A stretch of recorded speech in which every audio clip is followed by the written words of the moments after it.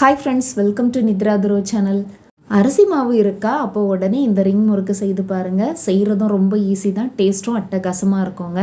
இப்போ இதை எப்படி பண்ணுறதுன்னு பார்த்துடலாமா?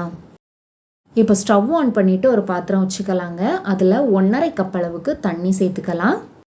இப்போ இந்த தண்ணியோடவே 2 டீஸ்பூன் அளவுக்கு நெய் சேர்த்துக்கலாங்க. நெய் இல்லைன்னா அதுக்கு பதிலாக எண்ணெய் இருந்தால் கூட சேர்த்துக்கோங்க. இப்போ 1.5 டீஸ்பூன் சீரகம் எடுத்திருக்கேன். அதை இந்த மாதிரி கையில் வச்சு லைட்டாக ஒரு வாட்டி நசுக்கிட்டு அதுக்கப்புறமா சேர்த்துக்கோங்க. வாசனை ரொம்ப நல்லாயிருக்கும் இப்படி சேர்த்தோன்னா. சீரகத்துக்கு பதிலாக ஓமம் சேர்க்குறதா இருந்தால் கூட சேர்த்துக்கலாங்க. இப்போ இதோடவே 1/4 டீஸ்பூன் மஞ்சள் தூள் சேர்த்துக்கலாம். 1/2 டீஸ்பூன் மிளகாய்த்தூள் சேர்த்துக்கலாம்.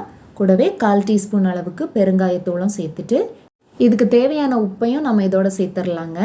இப்போ எல்லாத்தையுமே ஒரு வாட்டி நல்லா மிக்ஸ் பண்ணி விட்டுடலாம். இப்போ தண்ணி நல்லா சூடாகணும். தண்ணி இப்போ சூடாயிடுச்சுங்க. இந்த மாதிரி லைட்டாக கொதி வந்ததும் 2 கப் பச்சரிசி மாவு எடுத்திருக்கேங்க. அதை இதோட இப்போ சேர்த்துடலாம். கடையில் வாங்குறதா இருந்தால் இடியாப்ப மாவுன்னு வாங்கிக்கோங்க. இப்போ இந்த தண்ணி மாவு எல்லாத்தையுமே நல்லா மிக்ஸ் பண்ணி எடுத்துக்கலாங்க.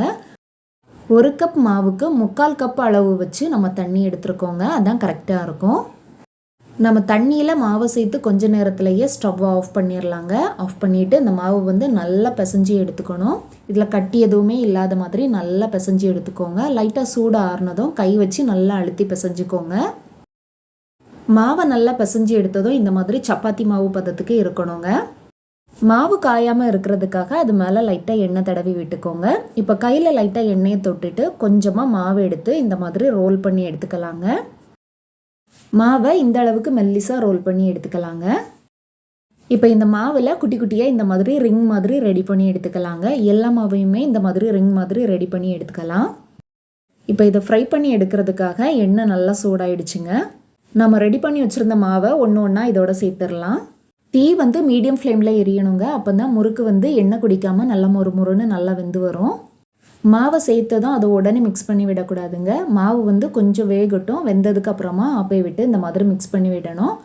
மாவு ஒன்றோட ஒன்று ஒட்டி இருந்ததுன்னா மாவு கொஞ்சம் வெந்ததும் ஆப்பை வச்சு லைட்டாக தட்டி விட்டால் போதுங்க. அது தனித்தனியாக அழகாக வந்துடும். இப்போ பபிள்ஸ்லாம் ஓரளவு அடங்கி வந்துடுச்சுங்க. முறுக்கும் நல்லா வெந்து வந்துடுச்சு.